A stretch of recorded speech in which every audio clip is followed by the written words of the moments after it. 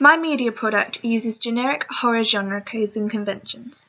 The codes and conventions I stuck to whilst making my product are as follows.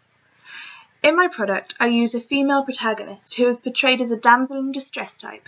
We see her struggling with a drinking issue, and we see her car breaking down, showing that she's a damsel in distress.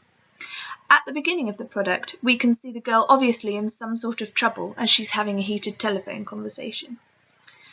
I used slow-pace editing to build up tension and suspense.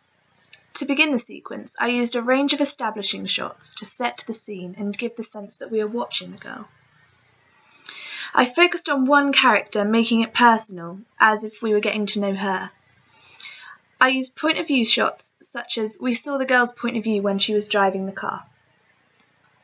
I used a young teenage character as the protagonist. I also challenged some of the typical codes and conventions, such as I didn't use low-key lighting. Unlike many horror films, my product was based in the daylight. This perhaps could lull the viewers into a false sense of security because they don't expect anything bad to happen during the day. I didn't use any exaggerated diegetic sound. All the sound that I used was as recorded.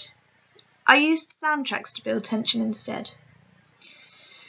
I didn't use an extensive use of close-ups. Many of my shots were wide-angle or mid-shots. I feel that when it comes to developing the codes and conventions, I can only think of one way I've done this. The fact that you never saw the antagonist means that their gender is unknown. A typical code and convention of this genre is a male antagonist. This shows perhaps some development of the norm.